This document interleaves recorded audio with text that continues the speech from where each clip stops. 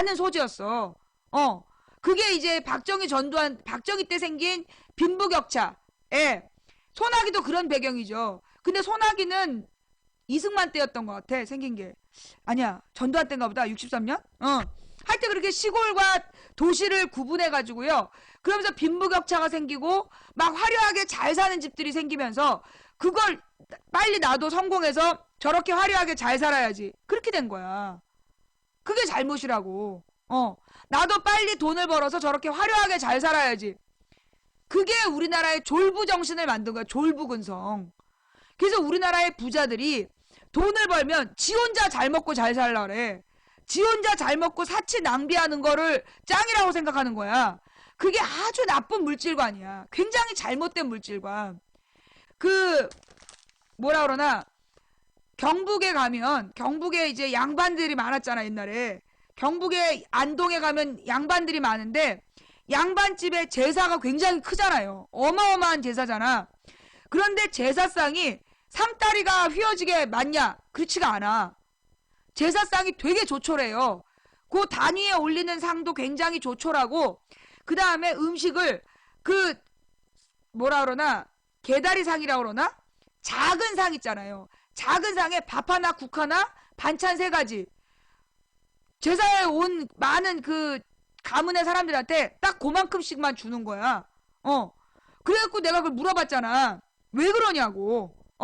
왜 이렇게, 아니, 나는 저 경상도가 제사를 중시해갖고 나는 헛제사밥, 그 헛제사밥을 굉장히 기대감을 갖고 갔단 말이야. 근데 너무 조금 주는 거야. 이게 뭐냐고 막 따졌지. 그래서 나중에 나와서 얘기를 들어보니까 그 제사를 중시하면서 많은 평민들한테 제사를 가르치려는데 그렇게 제사상을 상다리 부러지게 차리면 가난한 사람들은 이 제사를 나쁘게 생각할 거다. 그래서 누구나 다 할 수 있도록 가르치기 위해서 검소한 제사상을 모범으로 보였다는 거야.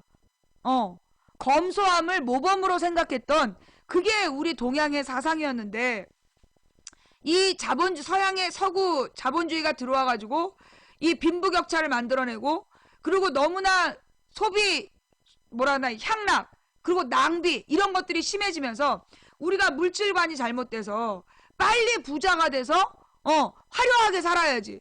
근데 문제는 뭐냐? 부자가 아닌데 화려하려고 그래. 그래서 아르바이트 해갖고 비싼 명품백 사려고 그러고 100만원 120만원 벌어가지고 명품백 사고 비싼 원피스 입고 클럽 가려고 그러고 굉장히 잘못되어 있는 물질관이죠. 돈 버는 거 얼마 없는데 차 사려고 그러고 지하방에 반지하에서 살면서도 차는 좋은 걸 타려고 그러고 이런 게 우리가 좀 잘못되어 있는 잘못되어 있는 물질관이에요. 그러다 보니까 우리들 스스로 우리들 주변이 너무나 각박해지는 거야. 그리고 나보다 돈을 조금 가진 사람을 너무나 경멸하고 멸시하고 똑같은 말이죠. 가볍게 보고 멸시하는 그런 그 잘못된 태도들이 인간관계를 해쳐가는 거야. 결국은 지금 이 사회가요. 물질에 눈이 어두워서 생각해봐. 이건희가 그렇게 돈이 많은데 지금 뭐예요? 식물인간이야. 돈이 많으면 행복할 것 같죠? 돈이 많아서 돈을 많이 벌어놔서 지금 뭐 하고 있어? 자식들이 불법 편법으로 재산 빼돌리고 있는 거 아니야. 돈을 많이 벌어서 유산을 많이 남겨주면 뭐 하냐고. 비행기에서 땅콩 갖고 시비 걸다가 감옥 가거나 아니면 자식들 간에 재산 분쟁 일으켜가지고 서로 죽고 죽이고 서로 감옥 보내고 그러고 있거나 그래서 이게 우리들 모두가요. 특히 그 부자가 되려는 생각을 버려야 돼. 로또? 그거 정말 낭비야. 로또 같은 거 하지 마. 뭐 경마? 내가요 우리 동네에 경마장이 있어. 그 도봉경찰서 밑에 보면 경마장이 있어. 주말에 가보면요 정말 가관이에요. 그 오토바이들이 쫙 세워져 있는 거야. 오토바이 배달하는 사람들이 와서 경마를 하는 거야. 그러면서 일주일 동안 번 돈을 경마로 탕진을 하고 그 토요일 밤이 되면 거기서 쌈박질을 얼마나 많이 하는지 몰라. 술 취해가지고. 경마하고 로또하고 경륜하고 내기 골프하고 요즘 학생들이 골프 스크린 골프장에 가서 내기한다며. 이게 얼마나 미친 짓이냐고. 어? 이게 결국은 우리의 국민성을 병들게 하는 그런 얘기가 있었잖아. 고스톱이라는 게 일본 놈들이 한국 사람들의 국민성을 해치기 위해서 만든 놀이다. 그게 사실인지는 모르겠는데 내 어린 시절에 그런 얘기가 있었어. 우리 어린 시절에 그 고스톱은 일본 놈들이 그 한국 사람들이 너무나 이렇게 근면 성실하니까 국민성을 없애기 위해서 고스톱을 퍼뜨렸다. 그런 얘기가 있었어. 그게 사실인지는 모르겠지만 지금 그 화투라는 게 그게 일본에서 왔다는 거죠. 그래서 정말 이번에 우리가 이제 명절이 되고 가족들이 만나는 이 시기에 가족이란 나는 누구인가, 가족이란 무엇인가, 인간이란 어떤 존재인가, 여기에 대해서 한번 고민하는 시간이 되었으면 좋겠고요. 그리고 우리들 스스로가 한몫, 대박 치겠다, 한몫을 잡겠다, 그 생각을 버려야 돼. 요즘에 무슨 뭐 강남이라는 영화가 있나봐. 내가 못 봤는데 그 강남이라는 영화에 그 무슨 광고가 그냥 계속 나와, 하루 종일.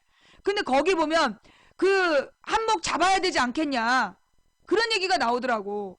그게 결국 60, 70년대에 우리나라가 산업화되는 과정에서 어떤 놈은 줄자 서서 부자가 되고 어떤 놈은 성실하게 살아서 등신이 되는, 가난해지는 그런 시대가 우리의 재물관을 망가뜨린 거야.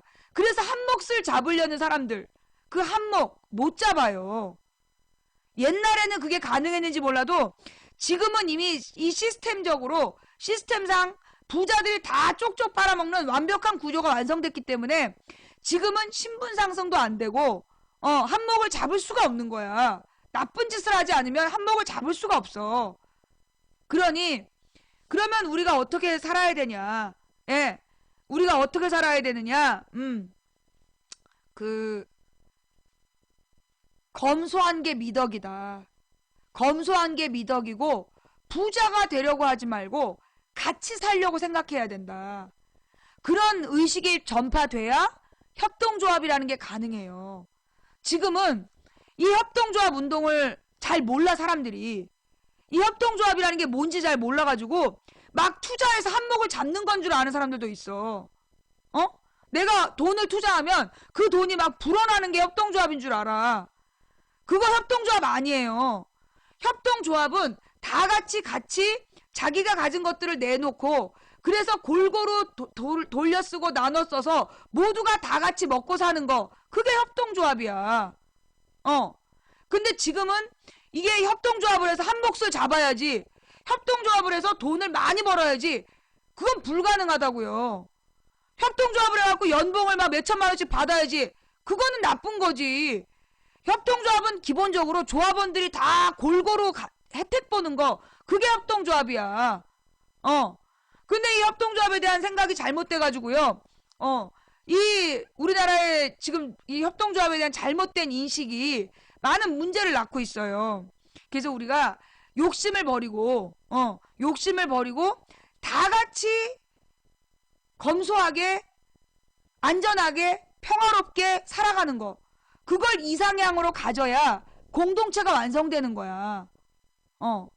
먹고 남는 게 늘 문제인 거야. 딱 알맞게 먹는 거, 그게 협동조합이에요.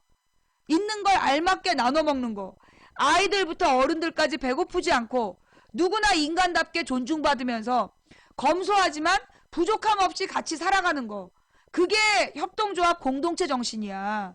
우리가 그걸 깊이 고민하는 시간이 되었으면 좋겠습니다.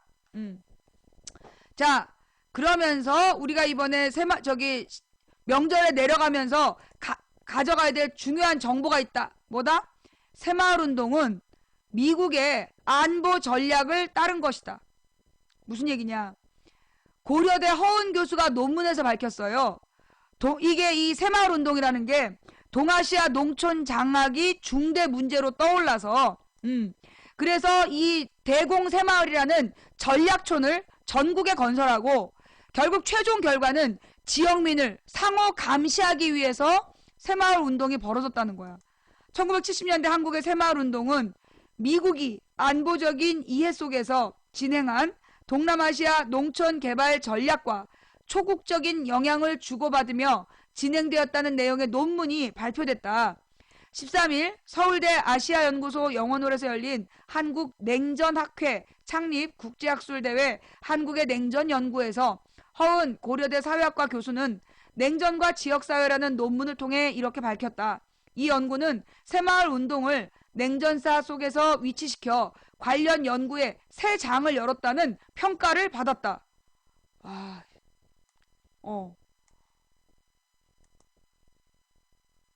알고 있었는데 내가 논문을 쓸 줄을 몰라가지고 논문을 쓸 줄 몰라. 그러니까 이게 내가 감은 있었어.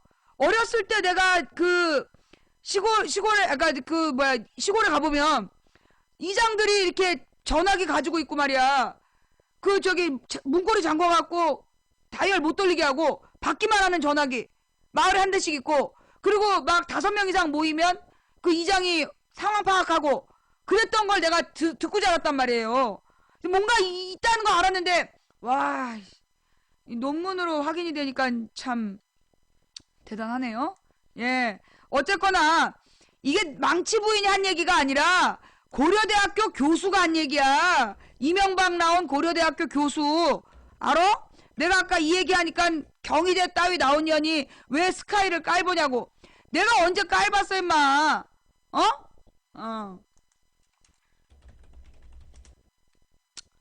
자, 그래서 잠깐만요.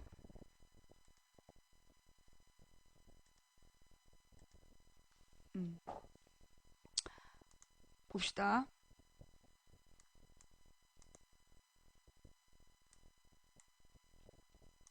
(13일) 서울대 아시아연구소 영어홀에서 열린 한국냉전학회 창립 국제학술대회에서 허은 고려대 한국사학과 교수가 냉전과 지역사회란 논문을 통해 이렇게 밝혔다. 이 연구는 새마을운동을 냉전사 속에서, 냉전이 뭔지 알죠? 예, 냉전이 뭔 줄 알죠? 예, 그 이념전쟁, 공산주의와 자본주의로 나누어서 싸웠던 차가운 전쟁, 냉전과 지역사회라는 데에서 밝혔다. 냉전사 속에서 위치시켜 관련 연구에 새 장을 열었다는 평가를 받았다. 논문을 종합하면 한국의 새마을 건설 계획은 말레이 반도, 필리핀, 베트남에서 공산주의 세력의 영향력을 완전히 차단하려는 미국의 안보적인 이해와 연관성 속에서 전개되었다. 제2차 세계대전 뒤에 공산주의 세력이 농촌 중심으로 게릴라전을 벌였고, 동아시아 농촌 장악은 전후 세계질서 재편의 중대한 사안이 되었기 때문이다. 1950년대 미국의 대외활동본부와 국제협조처는 동남아시아의 농촌개발 경험을 교류하도록 지원했다.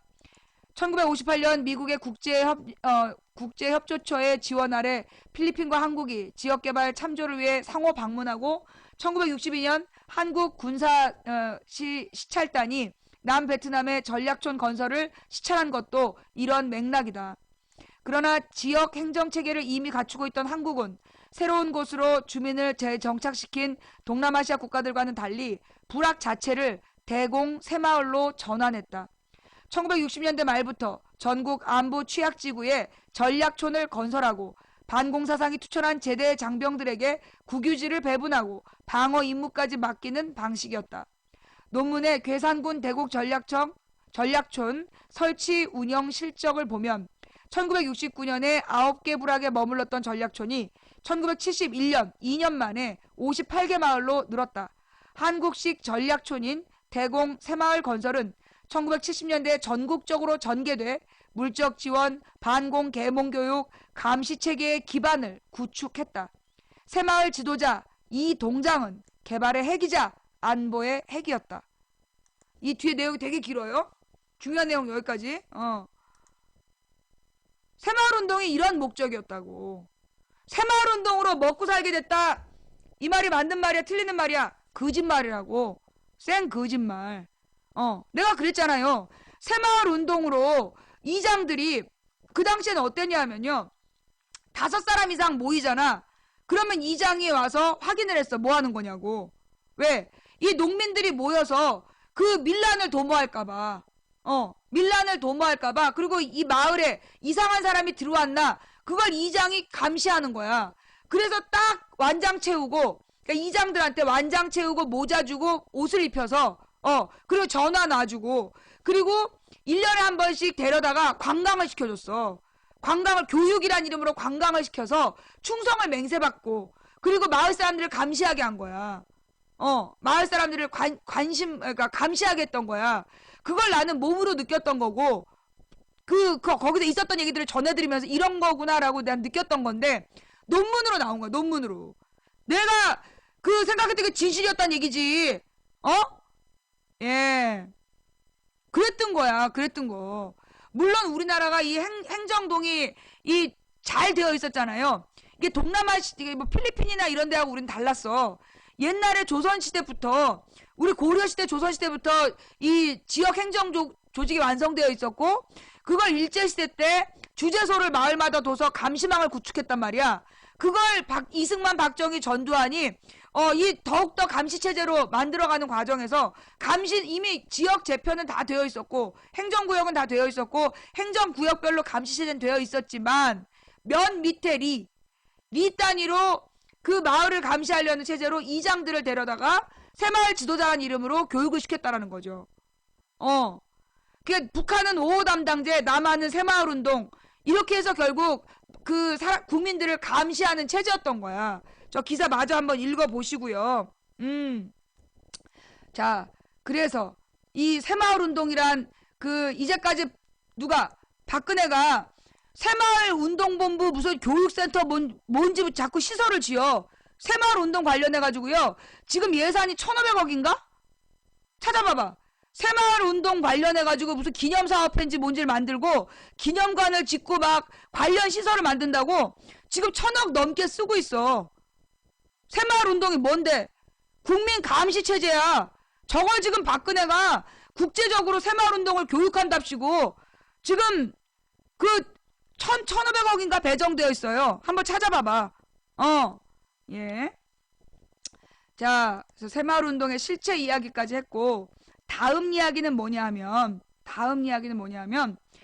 여러분, 되게 재미있는 자료 보여드릴게요. 나만 재밌나? 무슨 얘기냐면,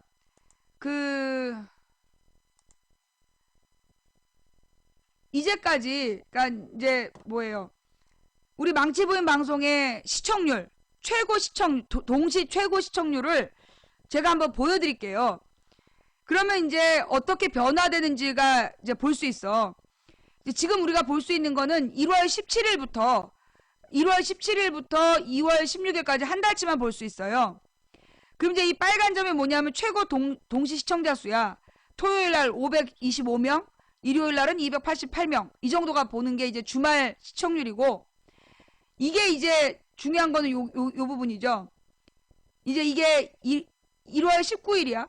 1월 19일에 몇 명이 봤다? 예. 몇 명이 봤다? 2,856명이 봤다. 그리고 1월 20일에 3,013명.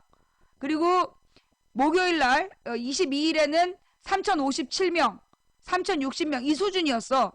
그러다가 이제 전당대회가 다가옵니다. 그래서 27일 날 3,184명을 찍고 3,323명까지 가요. 전당대회가 시작이 되는 분위기 속에서. 그러다가 여기 보시면 2,778명이 제일 낮았던 2월 2일 새누리당 당대표 경선이 있었던 2월 2일에 2,778명이 됐다가 그 다음에 2,884명 그리고 3,154명 3,067명이었는데 언제? 그 당대표 경선 바로 전 금요일 그날 3,462명을 찍게 돼요. 예. 그러다가 이게 당대표 경선이 끝난 2월 9일 3,669 3,750 3,506 3,707 3,461 이 내려간 게 이 정도야. 그리고 어제 3,623 그러니까 2,700에서 여기 보면 2,778명이었던 게 그 지난 한 달 동안의 최저 시청률이야. 그런데 문재인이 당대표가 된 뒤에 최고 시청률 3,750. 1,000명이 늘은 거야. 1,000명.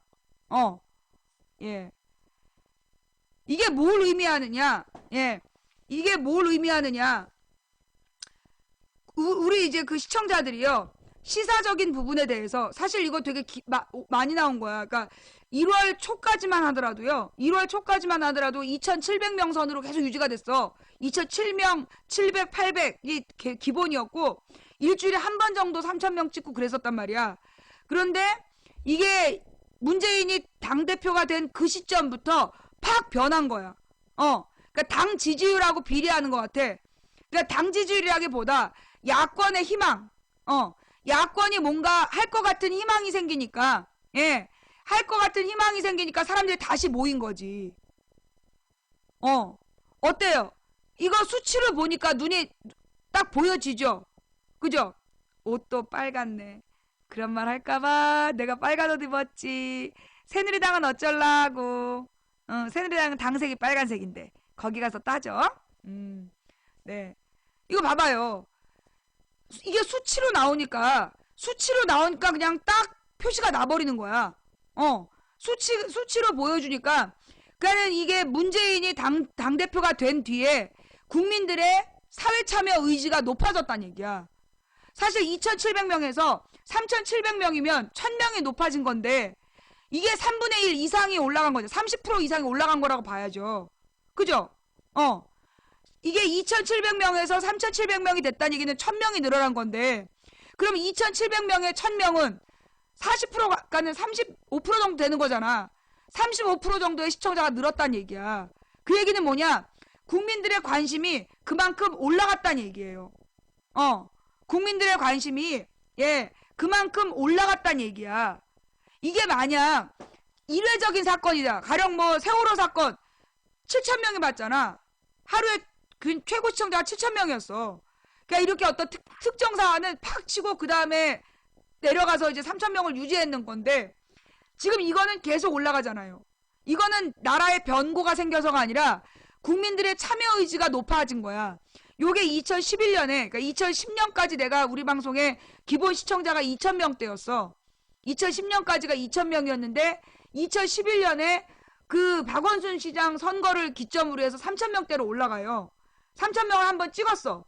그리고 나서 한 2,500명이 유지되다가 2012년에 문재인이 대통령이 될 것 그러니까 대선 전국으로 들어가니까 계속 3,000명이 유지가 됐던 거야. 그러다가 대선에서 지니까 1,500, 1,600명으로 뚝 떨어져. 절반으로 떨어져갖고 2012년 내가 방송한 지 사람들이 몰랐잖아.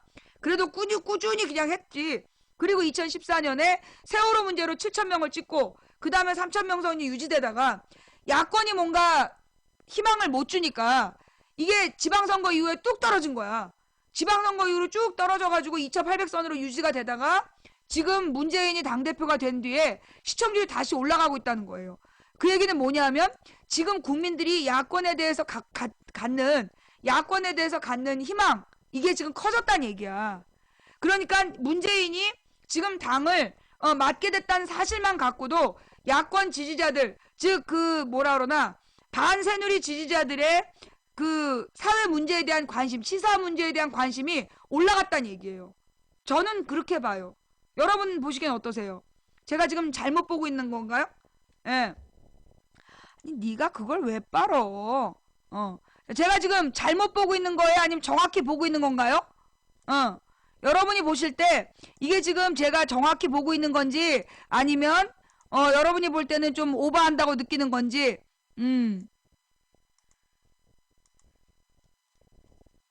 그죠? 이게 수치로 딱 나오잖아. 그냥 이렇게 딱 수치로 나오는 거야, 수치로. 예. 사안별로 올라가다가 이제는 이 3,500선이 유지가 되는 가령 오늘 같은 경우엔 내일이 명절이잖아요. 내일이 명절이기 때문에 오늘 같은 경우에는 공무원들이 일찍이 파하고 가. 직장에 벌써 점심때 지나면은 사람들이 없단 말이야. 그러니까 직장에서 보던 사람들이 쭉 빠져나가고 오늘은 시청률이 떨어졌지만 지금 문재인이 당대표가 된 뒤에 지금 분위기가 바뀌고 있다는 얘기야. 이걸 잘 살려야 돼. 그런 면에서 어제 이완구 총리 내가 뭐라 그랬어요? 어제 투표 이후에 야권을 비난하는 기사와 댓글들이 나올 거다. 그렇게 얘기했잖아. 어? 내가 어제 그랬잖아요. 어제 이완구 선거 끝난 뒤에 야권에게 무조건 책임을 돌리려는 그런 기사와 댓글들이 나올 거다. 나왔지? 그지? 어? 누구가, 이완구 총리 반대하면 안 돼, 그런 얘기를 했다. 응? 그러면서 야권에게 책임을 돌리는 그런 기사들이 지금 나왔잖아요. 실제로 지금 핵심은 뭔데? 새누리당에서 표결로 처리해가지고 당연히 새누리당이 이완구 만든 거잖아. 그러면 지금 언론다운 언론은 누구를 공격해야 되는 거야? 언론다운 언론이라면 반쪽짜리 총리를 만들어낸 박근혜와 새누리당의 오기 정치를 비판하는 기사를 써야 되는데 존나 열심히 야당이 무슨 투지가 약했다는 둥 비난의 화살이 5명 빠진 이 5명이 보니까 전부 다 해외에 공식 일정이 있었더만. 한 사람인가 무슨 가족 모임이 있고 나머지는 무슨 외국에 있는 정치인하고의 만남. 그리고 김기식 의원 같은 경우에는 외국에 자비를 들여서 학교를 지었는데 그 학교 무슨 개교 행사 중이었고 그런 거 아니야. 한마디로 해외에 좋은 일을 하러 가서 공식적인 일정이 있어서 못 온 사람들인데 존나 열심히 그 5명의 이름을 퍼돌리면서 무단으로 빠진 놈들이다. 누굴까? 이거 누굴까?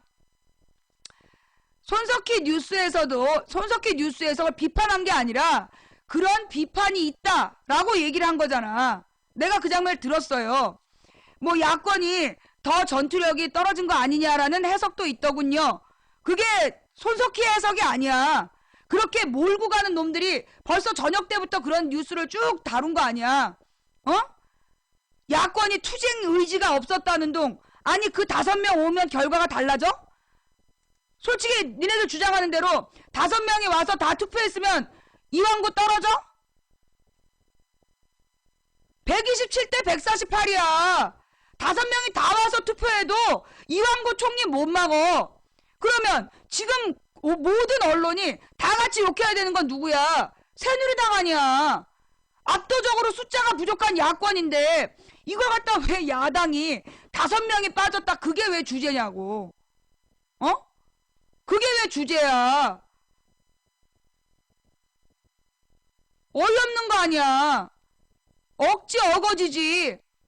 저 5명이 다 오고 정의당 5명 다 들어갔으면 이완구 막을 수 있었어? 127대 148이야. 20표 차이가 난다고. 그게 왜 야당 탓이야? 왜 야당의 명단 돌리고 왜 야당 욕하고 다녀? 니네 뭐야? 너네 정체가 뭐야? 너네 댓글원이지? 아니면 댓글원은 민간인이지? 댓글팀에서 시키는 대로 월급 10,000원 받고 월급 100,000원 받고 댓글 쓰는 댓글원들이지? 지금 아니 봐봐요. 문재인이 당대표가 됐는데 박정희한테 찬대 갔다고 일주일 동안 까대는 거야. 그래서 얘가 다른 새누리당이나 박근혜에 대해서도 그렇게 열심히 깠나? 이완구에 대해서 열심히 깠나? 안 까. 형식적으로 3번 문재인 욕하고 뉴스 한두 개 뉴스 하나 올리고 또 3번 문재인 욕하고 또 뉴스 하나 올리고 이런 식이야. 딱 보면 이거 댓글원이죠. 어제도 그래. 지금 새누리당이 박근혜의 고집 때문에 이완구를 총리를 시켰어. 정말 불량왕구를 쓰레기 같은 총리를 시켰어. 그러면 다 같이 박근혜하고 새누리당을 까대야지. 왜 야당에 누가 빠졌네 어쨌네 야당의 전투력이 어쨌네. 그러니까 얘네들이 왜 그렇게 당황했냐 하면 보니까 나도 금요일날 가지 마라 그랬잖아. 들어가지 마라. 들어가지 말고 사실 내가 금요일에 왜 그랬냐면 야당에 골 때리는 애들 있잖아. 김한길 이렇게 몇 명 있잖아. 김한길 안철수 조경태 이런 애들 혹시 뻘짓거리 할까봐 차라리 야당은 들어가지 마라 그렇게 얘기했던 거야. 그런데 그렇게 만약에 이렇게 야당 문재인이 들어가지 말자라고 결론을 내렸다면 어제 그 이완구 총리가 된 다음에 어떤 뉴스로 도배가 됐겠어요? 야당의 무책임 어디까지? 어? 문재인 당을 이렇게 의원회관을 마비시키다. 어? 모든 책임을 야당에게 몰았을 거라고. 지네끼리 박수치고 통과시킨 다음에 그 책임을 문재인한테 몰았을 거란 말이야. 그죠? 그러니까 막판까지 들어갈 거냐 말 거냐 갖고 논의를 하다가 결론은 들어가자. 결론 내린 거 아니야? 그 다음엔 야당이 어떻게 했어요? 철저히 뭉쳐있는 모습, 단결된 모습으로 어제 반대표를 던진 거 아니야. 어? 그러면 사실 어저께는 누구의 승리야? 이건 야당이 승리한 거야. 이완구가 총리는 되었으나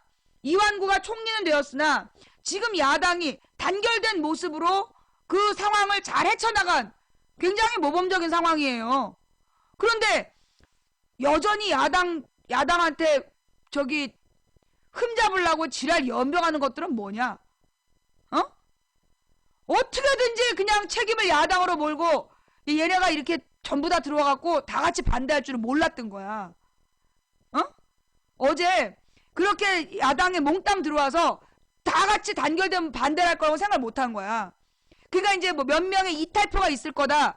뭐 충청도 의원들이 이탈할 거다. 그러면서 막 분위기를 몰아갔잖아. 근데 전혀 예상치 못한 결과가 나온 거야. 야당이 갑자기 그러니까 막판에 싹 들어와가지고 다 반대를 찍어버린 거지. 당황한 거죠. 댓글원이 그 상황을 그 계산을 못한 거야. 되게 당황한 거지. 어떻게든지 핑계를 잡기 위해서 그 5명이 안 온 게 문제다. 그러면서 얘기를 하는데 사실 그 5명도 공식 일정이 쫙 나왔어.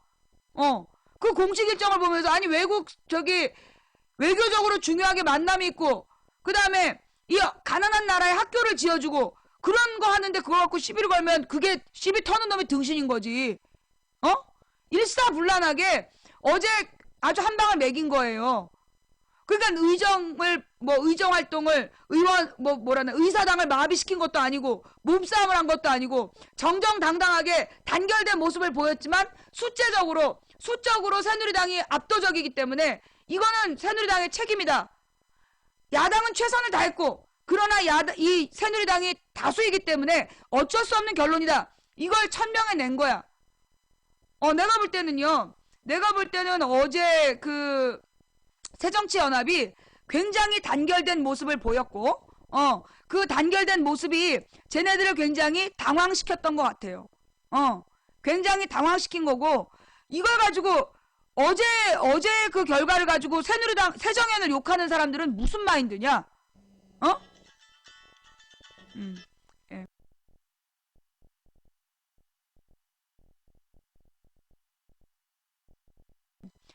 어제 그 상황을 가지고 종료 중이에요? 녹화 종료 중?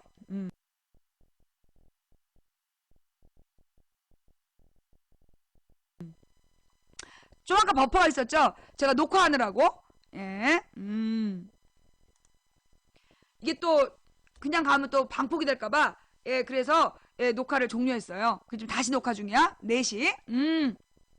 자, 그래서 제가 볼 때는 어제 그 모습은요.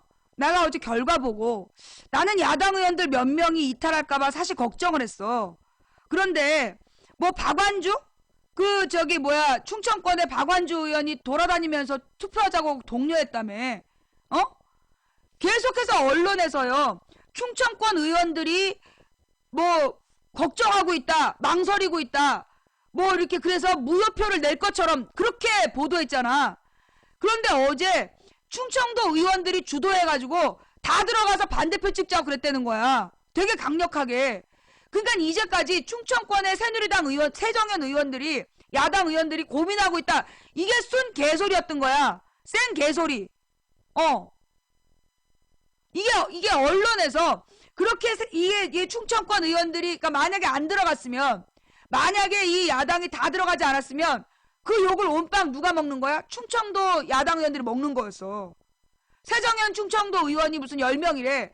그 사람들이 몽땅 욕 먹는 거였어. 이 10명이 두려워서 안 들어간 거다. 그렇게 쟤네들은 시나리오를 써놨을 거란 말이야. 그런데 충청도 의원들이 주도해갖고 들어가서 다 같이 반대하자. 그래서 들어가서 다 일관된 반대라고 나온 거야. 그런데 이걸 가지고 뭐 누가 뭐 반대를 했다는데 어떤 글을 쓸 수가 없지. 숫자가 딱 나와버렸는데. 그러면서 여러분 그 내가 텔레그램으로 보내준 걸 보면서 바르게 살기 협의회인 줄 알았어. 뭐 뭐래더라? 충청 총리 그 거부하면 총선에서 두고 보자. 이런 것들이 무슨 바르게 살기 협의회 이런 건 줄 알았어. 그런데 다시 쭉 모아가지고 충청도 사람들이 트위터를 했더라고.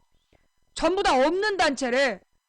바르게 살기 협의회나 이런 것처럼 비스무리한 없는 단체를 만들어가지고 결국 프랜카드를 걸어놓은 게요. 없는 조직이래. 누가 전화를 해서 114에 물어봤다는 거야. 그 단체 전화번호 있냐? 없는 단체래. 114에 등록도 되어 있지 않은 가짜 현수막이었던 거야.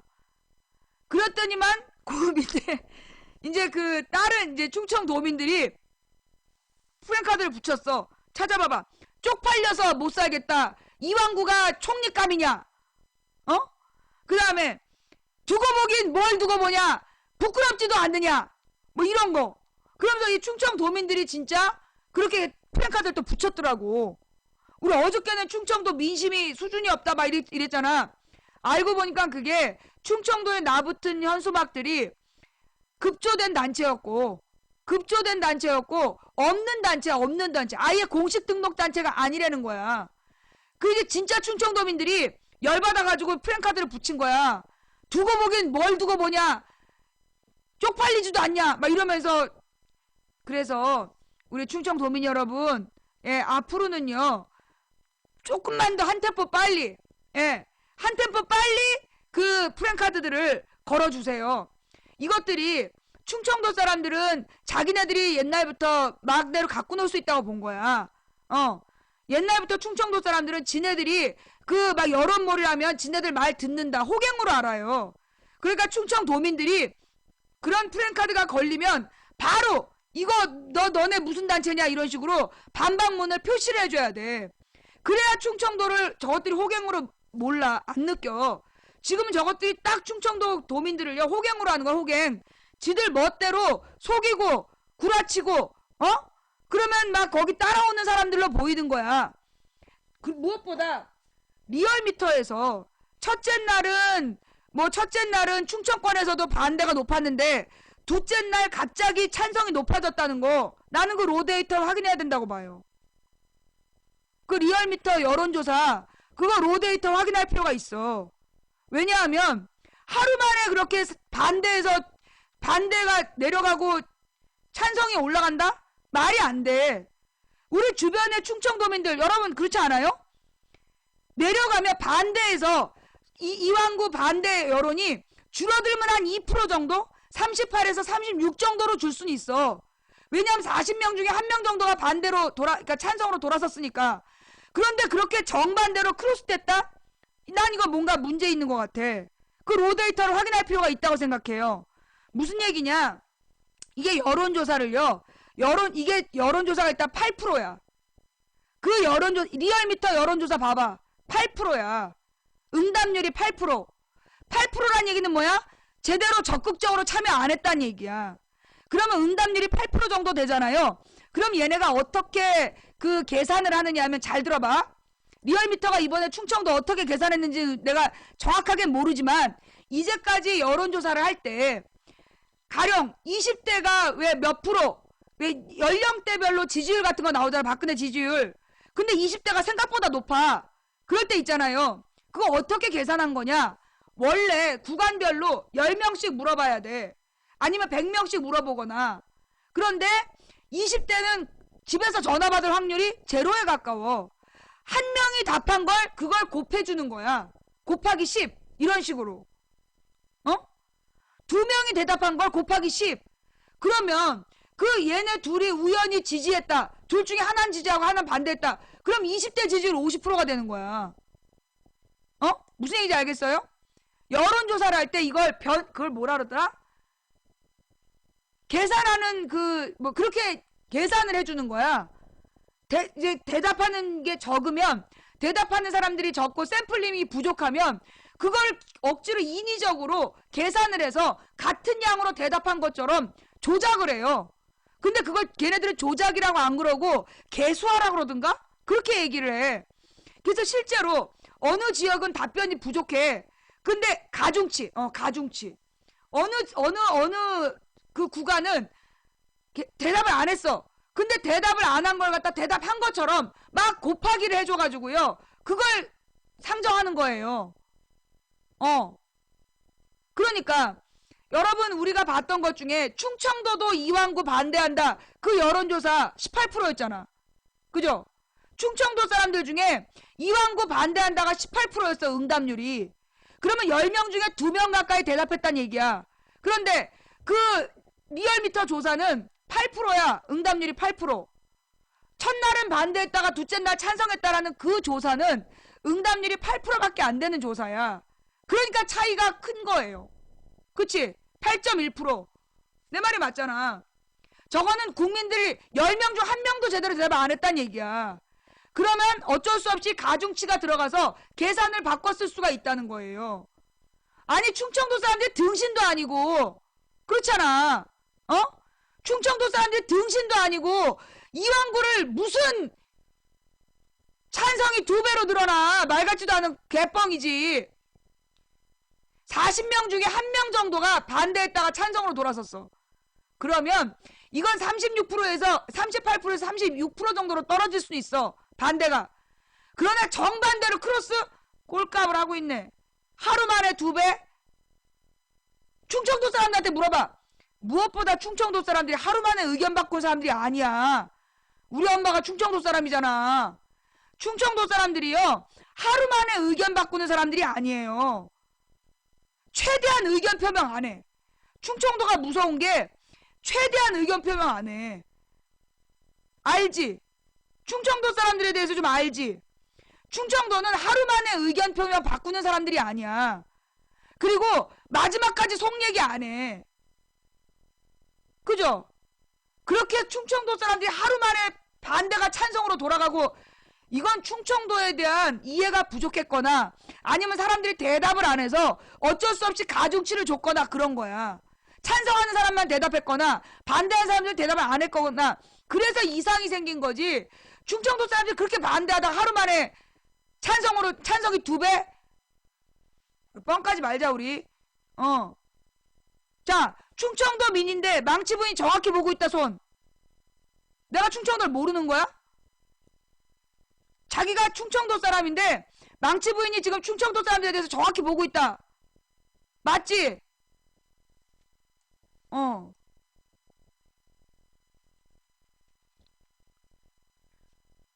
충청도 사람들이요. 자기 속 얘기를 투표하는 날까지도 표시를 안 해. 그 왜 전라도나 경상도도 분명한 성향이 있어. 전라도는 막 야성으로 분위기가 돌고 경상도는 무조건 여당이고 그런 자기 표현을 굉장히 적극적으로 해. 그런데 충청도는 마지막까지 자기 표현을 안 해. 까봐야 알아. 그게 충청도 사람들이야. 그런데 여론조사에 하루 만에 찬성 반대가 뒤집어졌다. 충청도 사람들이 미쳤냐? 충청도 사람들이 얼마나 저기 이완구 때문에 쪽팔려 하는데 충청도 사람들이 제일 싫어하는 말이 충청총리라는 말이야. 그죠? 물론 이제 내가 아는 사람들이 좀 학력이 높아서 그런지 모르겠는데 내가 아는 충청도 사람들 충청총리라는 말에 막 알레르기 반응을 보여. 그게 왜 충청총리냐고. 그치? 내 말이 맞지? 충청도 사람들이요 지금 충청총리라는 말에 굉장히 알레르기 반응을 보이더라고. 왜 이완구가 충청총리냐고. 그치?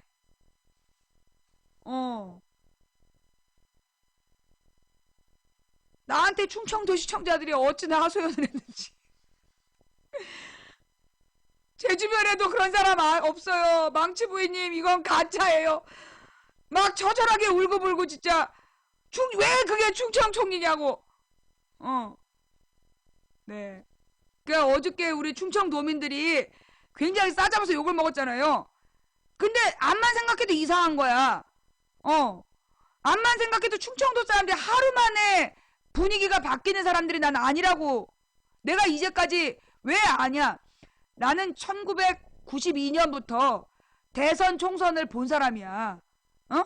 1992년도부터 아니야. 내가 첫 번째 선거한 게 90년 선거부터였으니까. 그러니까 내가 그 89년도에 무슨 보궐선거부터 해가지고, 예. 내가 투표권이 생겼을 때부터 한 번도 투표를 걸은 적이 없어. 이번 지방선거 빼놓고는 내가 한 번도 걸은 적이 없어. 그게 왜 그랬냐? 나는 그때부터 옛날부터 사회운동에 관심이 있었고 역사학도로서 그 지역별 사람들의 표 이런 걸 되게 나는 더 눈여겨봤던 거야. 그리고 늘 이 충청도가 캐스팅 보트라고 불렸었어. 옛날부터 충청도가 캐스팅 보트다. 충청도가 선택하면 그게 곧 답이 되는데 여론조사하고 많이 틀린 게 충청도야. 항상. 그죠? 충청도가 여론조사가 잘 안 먹혀. 왜냐면 충청도 사람들이 자기 속마음은 절대 얘기를 안 해. 그래갖고 늘 그 선거 때마다 여론조사하고 차이가 제일 많이 났던 게 충청도야. 근데 충청도를 딱 샘플링을 해가지고 보면 충청도의 그 의식이 전국적으로 되게 비슷하게 성향으로 나타나. 그런 얘기 들어봤죠? 충청도 사람들이 하루 만에 그렇게 여론조사에 자기 생각 바꾸고 그런 사람들이 아니야. 그리고 마지막까지 철저히 자기 의견을 숨기는 사람들이야. 나와 봐야 알아. 결과가. 옛날부터 그런 농담이 있었잖아. 아버지 돌 굴러가요. 그래가지고 맞아 죽는다는. 생각이 되게 깊은 사람들이야. 머릿속으로 여러 번 계산하기 때문에 그렇게 쉽게 생각을 바꾸지 않아. 그리고 한번 표현할 때는 굉장히 오랫동안 고민했다 나오는 사람들이기 때문에 그렇게 하루 만에 찬반이 정반대로 뒤집어지고 두 개인데 그건 다 충청도 비하 발언이야. 그런 것도 전부 다 충청도 사람들을요 비하하는 우스갯소리예요. 이게 다 80년대에 만들어진 거라니까. 전두환이 그 전라도 사람들은 전부 다 강도 도둑이고 강간범이라고 가르치고 충청도는 되게 느리다. 되게 뭐 멍청하다. 그런 식으로 비하해서 옛날에 민정당 아줌마들이 돌아다니면서 그렇게 얘기했다니까. 그래서 이 지역별로 사람들을 위축시켰던 거야. 나쁜 것들이. 우리가 이번에 넘어가면 안 된다. 나도 어저께 열받았는데 곰곰이 생각해봐도 아무래도 충청도가 이렇게 하루 만에 바뀐다는 게 말이 안 돼. 거기다 무엇보다 지금 충청도는요. 안희정에 대한 기대감이 커. 즉 충북도 야당이죠. 충청도가 지금 안희정에 대한 기대감이 커. 그래서 안희정을 잘 키워서 충청도에 큰 인물로 키워보자 이러고 있는데 그렇게 하루 만에 바뀌고 그럴 사람들이 아니라고. 그치? 어저께 억울했던 사람들 미안해요. 예. 네. 자, 또, 예.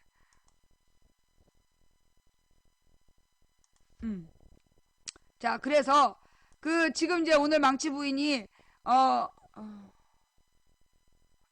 잠깐만요.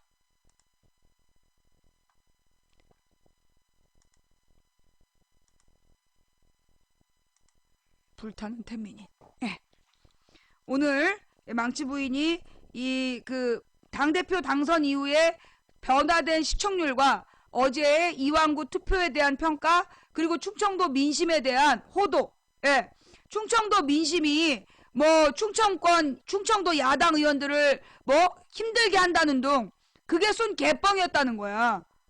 그런 기사를 뿌린 이유가 뭐냐면 그 야당이 투표하러 안 올 것이다라고 계산하고 그리고 모든 책임을 야당으로 몰아가기 위해서 밑밥을 깔았던 거야. 그 밑밥을 깔았던 건데 어제 걔네들의 뒤통수를 친 거야. 몽땅 들어와서 몽땅 반대하기. 어제 진짜 기가 막힌 수였어요 그게. 어제 그게 굉장히 야당이 들어가서 막판에 마지막까지 미리 안 가르쳐주고 안 가르쳐주지 안 알려줌 이러면서 안 가르쳐줬다 막판에 씩 들어가가지고 다 반대해버리는 거. 그거 진짜 대단한 방법이었던 것 같아. 그러니까 일단 지금 누구니? 안철수 김한길 문희상 때는 그러니까 안철수 김한길 때는 딱 새누리 이중대처럼 굴었어. 안철수 김한길이 당대표를 할 때는 정말 저것들이 왜 새정연이냐. 정말 새누리 이중대다. 그런 생각이 딱 들었어요. 그런데 문희상이 된 다음에는 아예 존재감이 없었어. 그지? 문희상이 저기 비대위장을 할 때는 아예 존재감이 없었어. 지금 새정연은 어떻게 되고 있냐? 살아있냐? 그런 느낌이었어. 그런데 이 문재인이가 당대표가 된 다음에 지금 움직이는 모습이 굉장히 빠르고, 예, 빨리빨리 반응하고, 예, 빨리빨리 반응하고, 국민이 원하는 결정을 내릴 줄 알고, 미처 생각하지 못했던 수를 두고, 내가 지금 문재인 수에 번번이 지금 어긋나고 있어. 문재인이 지금 계속해서요, 내가 생각했던 수 이상을 두고 있어. 이렇게 뻔하지 않은 사람 처음 봤어요. 새누리당은 뻔한 대로 가고 있거든. 그런데 늘 그 뻔한 새누리당한테 야당이 매번 기어들어가서 지네가 당한 다음에 욕 처먹고 그랬단 말이야. 근데 지금 문재인 당대표 된 다음에 현재 이 새정연이 내가 읽지 못한 수로 움직이고 있어. 확실히 지금 달라지고 있어요. 확실히 달라지고 있다. 그런데 여기서 한 가지 좀 걱정되는 게 있어. 뭐냐? 문재인 지지자들이 너무 지나치게 문재인을 빨아대. 문재인 지지자들이 무조건 보면 좋아요. 사실 그런 말이요. 그렇게 얘기하는 말을 보잖아. 그러면 문재인을 지지하지 않는 사람들은요, 비위가 상해요. 문재인을 아무리 좋아한다고 그래도 그렇게 댓글마다 너무 멋있어요. 눈이 안구가 정화됐어요. 그런 식의 표현은 그런 묻지마 지지 같은 방식, 그런 모습은요, 실제로 문재인에 대해서 관심을 두려고 했던 중간자들에게 되게 비위가 상해. 예를 들어 망치 부인 오늘도 너무 예뻐요. 내가 그러지 말라 그러잖아. 욕먹는다고. 초신자 도망간다고. 똑같은 거야. 농담 아니고 진짜 문재인을 너무 치켜세우고, 예, 막 너무나 멋있다 잘생겼다 계속 그러잖아요. 그러면 나중에 문재인이 고립돼. 잘한 건 잘했다, 못한 건 못했다, 그렇게 얘기하는 지지자들의 글이 많아야 문재인 지지자들은 합리적이다, 그런 생각을 주는 거야. 뭔 말인지 알아? 여러분이 문재인을 지지하면서 문재인 빠순이 빠돌이들이 좀 잘못하고 있다는 거야. 이러다가는 문재인이 고립될 수 있다는 얘기야. 그러니까 문재인 지지자들이 합리적으로 행동해야 돼. 문재인 잘못한 건 잘못한 건 맞다 딱 인정해버려. 그리고 잘한 건 잘했다라고 얘기하고, 그리고 앞으로 이랬으면 좋겠다라는 대안도 갖고, 그래서 합리적인 지지자의 모습을 보여줘야 문재인의 이 둘레가 점점 넓어지는 거지. 무조건 좋아요, 무조건 아름다워요, 그렇게 얘기하면 나중에 니들만 남어. 중간에 합리적인 지식인들 다 떠나버리고 나중에 무조건 빨아대는 사람들만 남는다고. 그러면 또 노무현처럼 죽는 거야. 뭔 말인지 알아요? 문재인이 당대표가 돼서 야당의 모습이 분명히 변한 거 맞습니다. 어제처럼 정말 이거는 죽을 수밖에 없는 수였어. 야당이 이래도 죽고 저래도 죽는 상황이었다고. 어제 거는 어차피 이왕구가 통과되면 죽는 수야.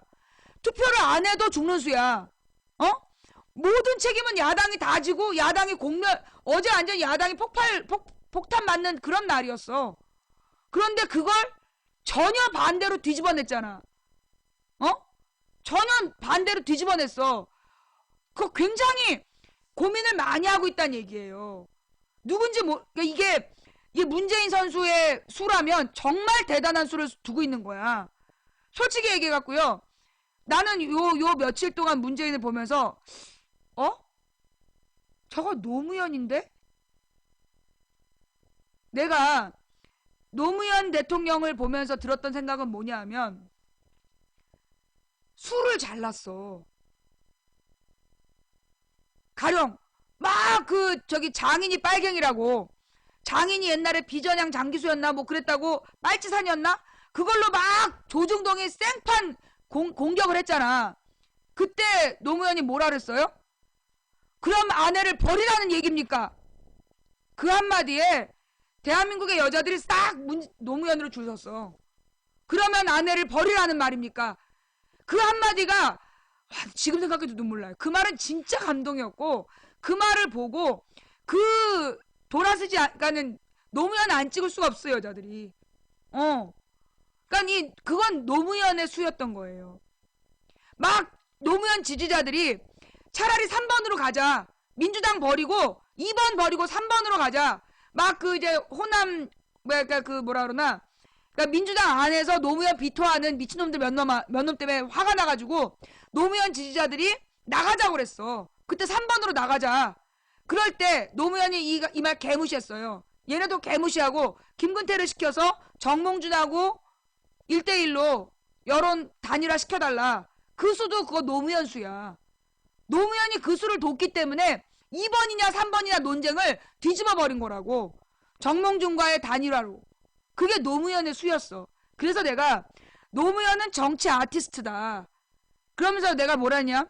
우리나라에 앞으로 향후 몇백 년 동안 노무현만큼 정치적인 수를 잘 두는 선수는 나오기 어렵다. 내가 그 말을 내가 분명히 했어요. 내가 2009년에 했든가 2010년에 했든가 기억나요? 내가 노무현 대통령은 우리나라에 수백 년 내에 다시 나오기 어려운 전략가다. 이 굉장히 머리 회전이 빠르고 돌파력이 뛰어난 사람이다. 내가 분명히 그 얘기를 했어. 우리나라의 수백 년 안에 노무현만큼 정치적인 수를 둘 수 있는 사람은 다시 오기 어렵다라고 내가 분명히 얘기를 했거든. 근데 내가 그 이번에 문재인이 박정희 묘역 갔다 와가지고 6.15와 14선언을 인정하라. 그러면서 통일 대박론으로 확 뭐라 그러나 논점을 바꿔버리고 그 다음에 어제 같은 경우 굉장히 논란이 많았다는 거야. 당내에서 논란이 많았는데 어제 같은 경우에는 전부 다 와서 여기서 결론을 내린 거 아니야. 그러니까 이거는 나 솔직히 당황하고 있어. 9년 만에 처음이야. 야당이 내가 읽지 못한 싸움을 잘하는 건 처음 봐서 조금 당황했어 내가. 나 어저께도 되게 좀 기분 나빴고 내가 월요일날 지난 2월 9일날도 뭐 이제 한국 끝났다. 그러니까 앞으로 40년 동안 독재 정치에 대응하자 이렇게 독재 정권과 싸우는 법 이거를 메모해놨었는데 갑자기 그날 아침에 기운이 바뀌더라고. 그랬더니 지금 어저께도요. 이게 들어가야 되냐 말아야 되냐 들어갔다가 얘네들이 야당 의석수가 안 나오면 어떡하냐 막 이런 고민을 했는데 9년 만에 처음으로 지금 내가 읽지 못한 수를 두고 있는 걸 보면서 조금 당황하고 있어요. 예상치 못한 당황함이야. 맨날 뻔했거든. 그것들은 이렇게 할 것이다. 야당은 이런 식으로 할 것이고 그 다음에 이렇게 뉴스가 나올 것이다. 그게 나의 예상이었는데 지금 2월 9일부터 지금 열흘째 헛발질이네. 이제 방송 접어야 되겠어. 방송 접어야지 뭐. 이게 계속 그렇게 헛발질을 하니까. 근데 내가 이렇게 예상을 하면 그 새누리당 애들이 되게 기뻐하면서 저기 기대감을 갖고 기다리다가 계속 야당이 뒤통수를 치는 거네. 내가 일부러 그런 건 아니야. 진짜 정직하게 난 일부러 내가 앞으로 벌어질 일을 가짜로 예상하는 건 아니야. 난 진짜 그렇게 예상했는데 야당이 지금 나의 예상을 바꾼 다른 수를 두고 있는 거지. 나 때문에 막 속상해하지 마. 내 책임은 아니다 얘들아. 우리 막 그 벌레 친구들이 지금 굉장히 막 나한테 분노하고 있을 것 같은데 의도하지 않았어. 난 진짜 그렇게 할 줄 알았다니까. 야당 안에 미친놈들이 하도 많아가지고. 내 예상이 번번이 빗나가서 굉장히 좀 미안하다는 생각이 들고. 자, 그래서 어쨌거나 지금 박양의 불량 완구가 총리가 됐어요. 전 세계에서 비웃고 있다더만. 전 세계에서 지금 비웃고 있고 그 결론은 그렇게 나더만. 그 박근혜가 인사로 망한다고. 모든 것이 인사인데 결국 뭘로 시작했다 인사로 망한다. 이 박양이 정말 날이 갈수록 더 심해져. 차라리 이동업이는 애교였던 것 같은 거 있잖아, 왜. 이동업은 애교였어. 맨 처음 박근혜가 점지했던 헌법재판소장 이동업. 자범 수준으로 범죄가 밝혀져갖고 그만뒀잖아요. 그 다음에 장애를 딛고, 입지전적인 그 인생, 그 삶을 살아오신 김용준 총리 후보. 아들들 병역 면제에 부동산 투기 밝혀져갖고 그냥 박살나서 들어갔지. 그 다음에 미국의 IT 기업을 운영하는 CIA와 함께 일했던 미래창조과학부 장관 후보. 마누라가 울어요. 그러면서 가버리고. 그 다음에, 박정희, 유경수의 얼굴을 핸드폰 꼬리로 사용한다고 잘난 척했던 국방부 장관. 알고 보니까 무기회사 브로커였던 거 걸려갖고 그만두고. 그 다음에 또 누구였지? 하여튼 장관 후보들 중에 통일을 반대하는 통일부 장관 지금도 하고 있지. 그 다음에 복지부 장관 빼놓고 나머지 하여튼 다 이상했잖아. 통일에 반대하는 통일부 장관. 그 다음에 인권운동을 탄압하던 인권위원장. 그리고 걔네들은 자리를 잡았어. 그리고 하여튼 차관들까지 꼼꼼히 챙겼다라고 이 깨알 리더십 그러면서 차관들을 직접 인선했다고 막 뉴스 나오고 다음날 법무부 차관이 이렇게 별장 성접대 강간 동영상에 나오질 않나. 그 다음에 공정거래위원장 후보가 삼성 변호사 출신. 대기업의 이익을 위해서. 그나마 해외에 빼돌린 돈 발견돼가지고 그만두고. 그 다음에 공정거래 중소기업 청장으로 앉히려고 했던 애는 자기 재산을 주식을 백지신탁 해야 된다고 싫은데요? 그럼 가버리고. 점정 우리 진숙이 몰라요.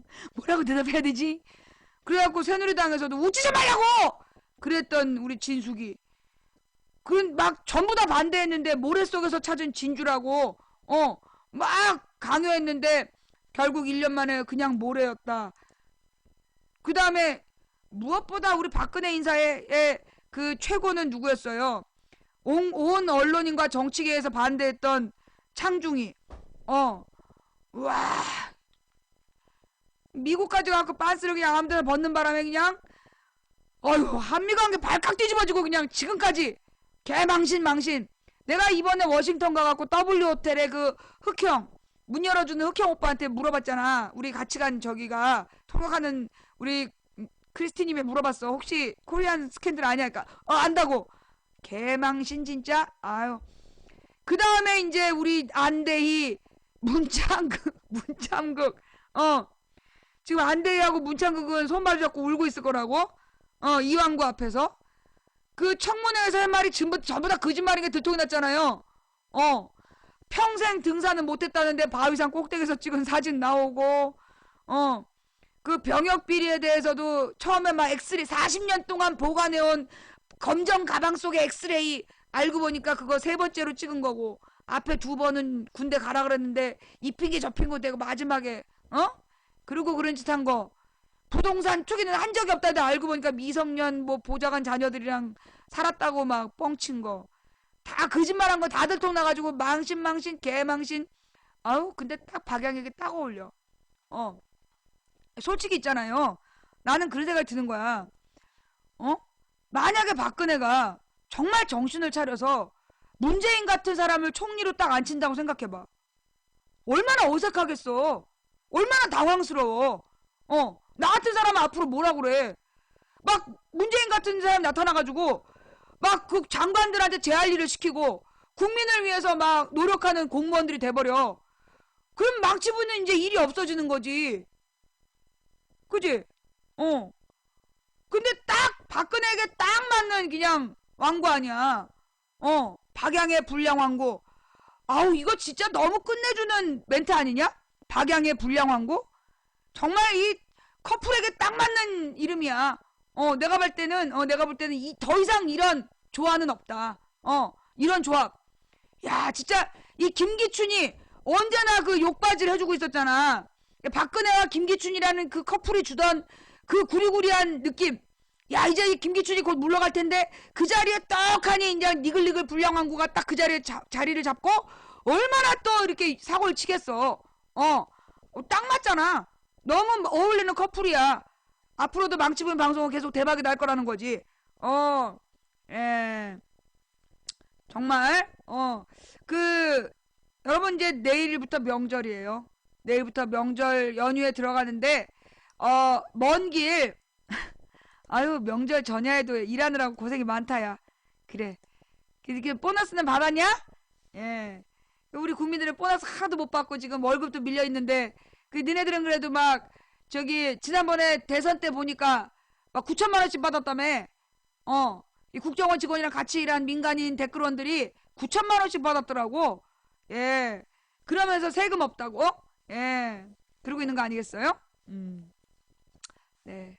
자, 하여튼, 여러분, 이 이완구, 삼청교육대에서 훈장 받았던 이완구입니다. 그 다음에 이 물고문했던 경찰들 불구속 기소하고 박종철을 죽음으로 몰아넣었던 5명의 경찰 중에서 2명만 기소했던 박상옥이 대법관 후보입니다. 예. 원세훈 1심에서는 증거를 인정을 안 해가지고 선거법 무죄를 받았으나 2심에서는 증거를 철저히 분석해서 그것도 친형이 국정원 간부였던 판사가 그 국정원 범죄의 모든 잘못을 철저히 분석해서 이 원세훈에게 유죄를 준 거 아닙니까? 그런데 지금도 청와대는 반성 한마디 없이 대법원 가면 안다. 대법원을 믿는 거야?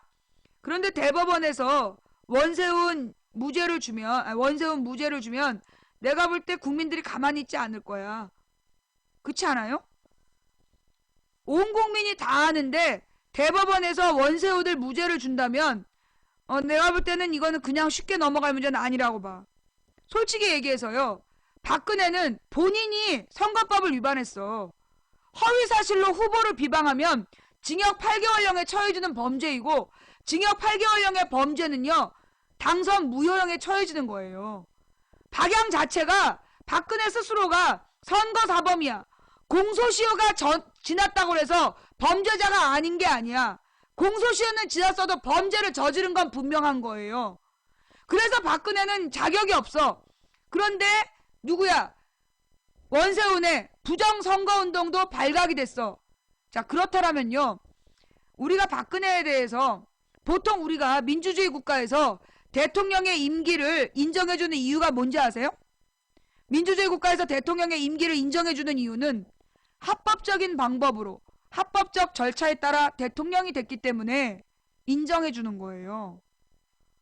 그런데 박근혜는 합법적인 방법과 합법적 절차를 통해서 당선된 대통령이 아니라는 거야. 그래서 정통성에 문제가 생긴다는 거예요. 박근혜는 범죄자, 선거사범이고 분명히 허위사실로 후보를 비방한 범죄자이고 공소시효가 지나서 기소가 되진 못하지만 그 자체가 죄인인데 그 죄인을 당선시키는 과정에서 원세훈 국정원장과 그 국정원 여직원이 댓글을 분명히 지시하고 달았어. 그런데 그 박근혜 선거사범은 그 여직원이 댓글을 달지 않았다고 거짓말한 거야. 그래서 원세훈의 범죄는 이퀄 박근혜의 범죄와 연결되는 상황이야. 그러면 여기서 내가 만약에 박근혜라면 내 조언하건대 원세훈이라도 유죄를 줘야 돼. 그래야 박근혜의 손상된 정통성이나마 임기를 유지할 수 있을 거라고 봐요. 그런데 만약에 박근혜가 원세훈에게 무죄를 줘서 자기의 그 허물을 덮으려고 한다면 내가 볼 때 지금 국민들 정서는 박근혜 물러나라까지는 아니야. 내가 느끼는 국민 정서는 그래 원세훈이가 모든 죄를 지고 유죄 판결 받고 징역 살아라. 그걸로 박근혜 네 죄는 우리가 눈 감아 주겠다. 지금 그런 분위기야. 내가 볼 때 국민 다수가 그래. 물론 국민 중에 한 45% 정도는 끌어내려야 된다는 사람도 있지만 55%가 아직은 그래도 박근혜를 몰아낼 수는 없지 않냐. 그래도 임기는 지켜줘야 되지 않냐. 그런 마음이야. 그런데 만약에 원세훈에게 무죄를 줘서 이 박근혜가 자기 허물을 덮으려고 한다면 내가 볼 땐 지금 참고 있는 55%의 국민이 그래 네 임기까지는 지켜줄게라고 했던 사람들 중에 35%가 돌았을 거야. 지금 국민 45%는 박근혜가 대통령 자격이 없고 당장 물러나야 된다는 생각이야. 그런데 55%는 그래도 대통령인데 지금 대통령을 그만두면 얼마나 나라가 혼란스럽겠냐. 그러니까 임기는 채워주되 죄 지은 놈을 이명박 구속시키고 원세훈 징역을 살면 눈 감아 주겠다는 분위기야. 그런데 여기서 지금 삼천교육대 출신 이완구, 그 다음에 고문경찰 은폐시켰던 박상옥, 이런 애들 데리고 박근혜가 또 이렇게 독재 전횡을 하려고 한다면 내가 볼 땐 국민의 예상하지 못했던, 예상치 못한 저항에 부딪힐 거야. 난 그렇게 봐. 이제까지 국민들이 들고 일어나지 못했던 건 구심점이 없었고 대안이 없어서야. 구심점과 대안이 없어서 국민들이 그동안 흩어져서 모이질 못했어. 그런데 지금 상황이 변하고 있다고. 지금 상황이 변하고 있다고. 내가 분명히 그 견해를 밝히는데요. 나는 이 박근혜 물러나라가 65% 70% 돼야 박근혜 물러나라고 얘기할 사람이야. 거리로 나갈 사람인데 아직까지는 55%가 박근혜 임기를 보장하는 거에 마음을 두고 있어. 근데 이 사람들 중에 35%는 55% 중에 25%는 55% 중에 25%는 박근혜가 원세훈 무죄 주고 이완구가 독재 체제를 구축하려고 한다면 내가 볼 때 이쪽 편으로 돌아올 사람들이야. 이쪽 편으로 넘어올 사람들이니까 잘하라고. 앞으로 정신 똑바로 차리고 국민이 뭘 원하나 쇼하지 말고 쇼하지 말고 국민이 뭘 원하는지 똑바로 알아서 똑바로 해라. 내가 볼 때 이미 천기가 기울고 있어. 임기라도 채우고 나가고 싶으면 정신 똑바로 차리라고.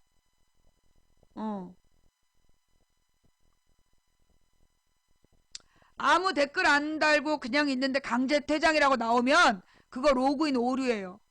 예. 시청자 여러분, 가만히 댓글도 안 달고 가만히 있는데 가끔 강퇴됐다고 나오잖아요. 아프리카에서 강퇴가 되면 누구에 의해서 강퇴됐다고 메시지가 떠야 돼. 근데 아무 말도 안 했는데 강퇴가 될 때가 있어. 그거 로그인 오류야. 어떤 사람이 그 치고 들어가는, 가령 이게 주로 언제 그런 일이 벌어지냐면 PC나 모바일이 둘 다 1000일 때, 그때 갑자기 강퇴가 돼. 그건 뭐냐면 누군가 새로 여기 퀵비를 갖고 들어오려고 할 때 그때 쫓겨나는 거야. 튕겨나가는 거야. 근데 튕겨나갈 때 강퇴됐다는 메시지가 뜨는 거예요. 누구한테 강퇴됐다는 얘기 없이. 그럴 때 시비 걸고 누가 날 강퇴했냐고 막 항의하시면 그러면 블랙 걸려요. 그러니까 그럴 때는 텔레그램으로 아무 글도 안 썼는데 강퇴됐어요 라고 쓰시면 제가 미안하다고 사과를 하지만 매니저 나와 뭐 이렇게 얘기하면 블랙이야. 영구 블랙. 뭔 말인지 알았지? 자, 오늘 방송 여기까지 할게요. 제가 또 여러분 또 명절 준비도 하셔야 되고 저도 좀 몸이 힘들기도 해서 자, 오늘 방송 여기까지 마무리 할게요. 오늘 방송 마음에 드셨는지 모르겠습니다. 마음에 안 드셨다라면 대단히 죄송하고요. 마음에 드셨다라면 추천 부탁드리고요. 오늘 2번 추천 받았더니 4307분이 추천하셨네. 감사합니다. 제가 어제도 부탁드렸듯이 이번 명절은 혹시 내 주변에 배고픈 이웃이 있지 않을까, 한 번쯤 더 돌아보는 명절이 되었으면 좋겠습니다. 가족들에게 더 잘하라고 얘기하기보다 힘들지라고 얘기할 수 있는 명절이 되었으면 좋겠습니다. 정치적 의견이 다른다고 맞서고 대립하기보다 그분들이 우리를 염려해 주시는 것에 감사하면서 화해하고 사랑을 확인하는 명절이 되었으면 좋겠습니다. 아내는 남편에게, 남편은 아내에게 더 많은 배려를 해주고 더 많이 사랑을 표현하는 명절이 되었으면 좋겠습니다. 우리 아이들의 미래를 바꾸는, 우리들의 인식의 전환이 일어나는 명절이 되었으면 좋겠습니다. 경쟁에서 더 많이 가지려고 하기보다 좀 더 많이 줄 수 있는 그런 명절이 되었으면 좋겠습니다. 내가 많이 부자가 되면 줄게 라고 얘기하기보다 지금 내 손에 있는 하나를 반으로 나누어 줄 수 있는 우리가 된다면, 우리 모두가 그렇게 자기가 가진 것을 절반씩 나누어 갖는다라면 세상에 부족함이 없지 않을까 싶네요. 이번 명절에 가족분들하고 더욱더 진한 가족 애를 나누시고, 그리고 명절 뒤에 모두 건강한 모습으로 다시 돌아왔으면 좋겠습니다. 망치 부인의 방송은요, 토요일까지는 그러니까 명절 당일 아침부터 명절 당일부터 그 토요일까지는 방송이 없고요. 예.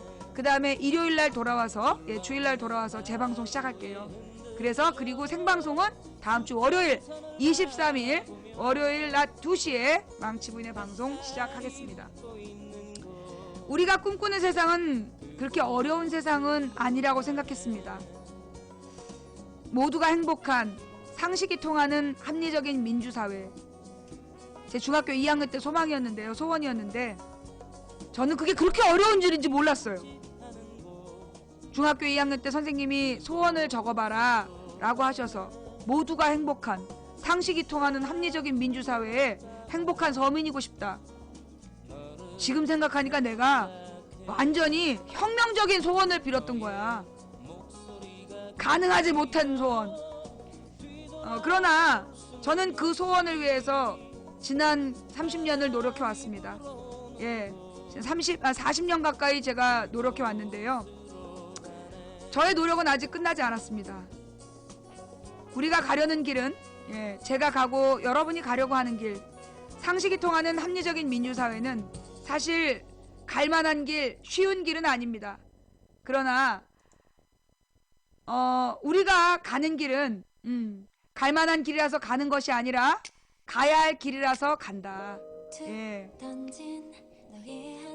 잠깐만요. 가야 할 길이라서 간다.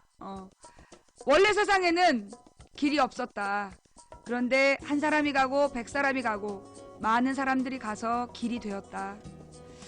한 사람이 꾸는 꿈은 꿈일 뿐이지만 100인이 꾸고 만인이 꾸면 현실이 된다. 된다고 믿든 안 된다고 믿든 당신의 믿음대로 될 것이다. 그런데 누군가 간절히 소망하면 온 우주가 그의 소망을 위해 움직이기 시작한다. 여러분도 간절하게 소망하십니까? 우리 모두가 간절히 소망하면 반드시 우리의 꿈이 이루어질 겁니다. 그런데 그 꿈이 언제 이루어질지 때를 정하면 안 돼요. 언제가 될지 모르지만, 내일 될지 100년 뒤가 될지 10년 뒤가 될지 모르지만, 오늘 우리가 똑같이 오늘을 살았던 것처럼 내일도 똑같이 꿈을 꾼다면 반드시 언젠가 되어 있을 겁니다. 제가 살아보니까 그렇더라고요. 전혀 안 될 것 같았던 일들이 조금씩 되어지더라고요. 하나 더 추가했어요. 옛날에 제가 집회보다, 데모하는 것보다, 시위보다 선거가 중요하다 다들 욕했지만 이제 다 인정하고, 그 선거를 하면 뭐하냐, 후보가 단일화 안 되면 사표가 되는데 후보 단일화하는 거 쌍욕 먹었지만 됐고, 야권이 하나로 통합돼야 된다, 많은 분들이 거기 동감해 주시는 것 같고, 마지막으로 하나 더, 이놈의 야당은 100년이 가도 저질러야 할 거다라고 생각했는데 우리가 끊임없이 야당은 여당이랑 싸우는 거다, 그 얘기를 한 2년 떠들었더니 정말 잘 싸우는 야당이 떡하니 생겼네요. 우리가 꾸는 꿈이 참 안 될 것 같은 꿈이지만요, 계속해서 똑같이 외치다 보면 변화되어 있더라니까요. 저는 지금 이 어제 새정연을 보면서요 정말 놀랬어요. 우리 맨날 그랬잖아. 야당은 여당으로부터 권력을 찾기 위해 열심히 싸우라고 있는 거지, 여당한테 협조하라고 있는 거 아니다. 강한 야당, 싸우는 야당. 계속해서 꿈을 발전시켜 갑시다. 자, 지금까지 도봉구 창동사는 불량주부 망치부이였습니다. 오늘 함께해 주신 여러분 대단히 감사드립니다. 처음부터 끝까지 시청해 주신 여러분께 더욱더 감사드리고요. 오늘 후원해 주신 모든 분 한 분 한 분 다 감사드립니다. 일일이 이름 불러서 감사 인사 못 드린 점 대단히 죄송합니다. 그리고 추천해 주신 4,403분께 진심으로 감사드리면서, 이거 오류 아니겠지? 감사드리면서 다음 방송은 월요일 23일 월요일 낮 2시에 찾아뵙겠습니다. 감사합니다. 함께 해주셔서 대단히 감사드립니다. 평안한 명절 되세요. 우리 매니저님들 고생하셨고요. 풍행국님, 참세상님, 여비고님 고맙습니다.